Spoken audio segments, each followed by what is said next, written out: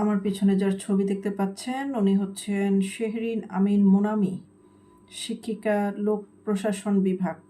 বোধহয় আগামীকালকে বা পরশু ওনার বিয়ে শিবিরের এক ছাত্রের সাথে, মানে শিবিরের নেতাকর্মী, ওনার ছাত্র, উনি শিক্ষিকা, ওই ছাত্রের সাথে ওনার প্রেম, তার সাথে বিয়ে হবে।